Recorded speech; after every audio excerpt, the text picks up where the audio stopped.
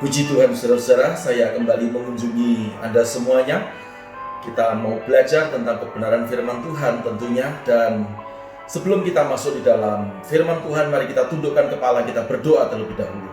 Bapa dalam surga, kami datang kepadamu dalam waktu yang singkat ini. Kami berdoa, biarlah Tuhan menjamah setiap hati kami, supaya firman yang kami terima ini tertanam di dalam hati kami semuanya, dan firman itu bertumbuh di dalam hati kami, berbuah-buah lebat, sehingga hidup kami tidak berkekurangan dalam hal jasmani juga dalam hal rohani. Kami menerima janji Tuhan di dalam kehidupan kami, dan kami tidak akan takut, oh haleluya, untuk hidup di tengah-tengah dunia ini.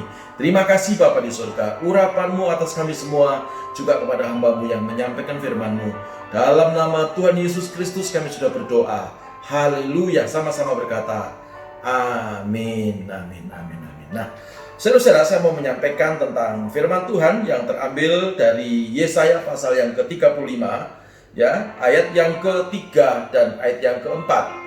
Yesaya 35 ayat yang ke-3 sampai ayat yang ke-4. Alkitab berkata, kuatkanlah tangan yang lemah lesu, dan teguhkanlah lutut yang goyah.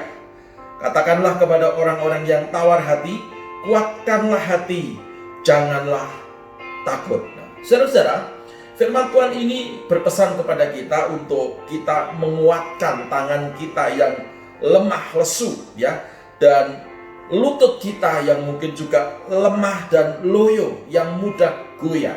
Kenapa? Karena menghadapi persoalan hari-hari ini yang semakin hari semakin menakutkan. Nah, seperti Daud pada waktu Siklag terbakar habis, ya, waktu dia melihat kota itu habis, tidak ada apa-apanya lagi, ya, istri daripada prajurit-prajuritnya, istri-istrinya dirampas oleh orang Amalek, dan semua harta benda kekayaannya dijarah semuanya, dan kota itu terbakar habis, sampai semua orang menangis. Bahkan dikatakan Daud menangis sampai tidak kuat menangis, saudara-saudara. Jadi ini sesuatu yang sangat membuat Daud, ya, sangat kehilangan. Bahkan mungkin dia marah, mungkin dia juga lemah, mungkin dia juga lesu, mungkin dia juga protes kepada Tuhan. Tetapi Alkitab berkata, Daud menguatkan kepercayaannya kepada Tuhan. Nah, saudara-saudara, waktu Daud menguatkan kepercayaannya kepada Tuhan, maka kekuatan itu muncul, ya. Dan apa yang terjadi?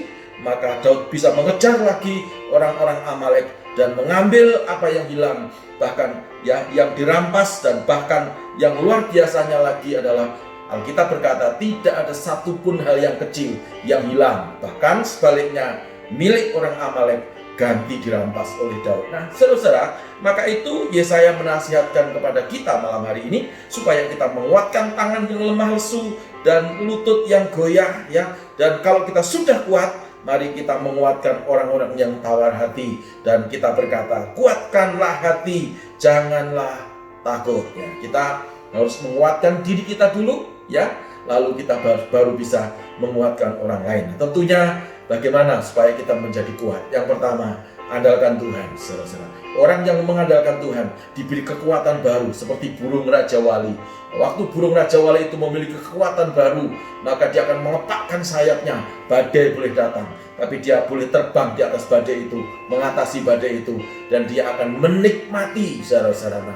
Yang pertama, andalkan Tuhan. Lalu yang kedua, mari saudara-saudara, kita hidup dalam kekudusan.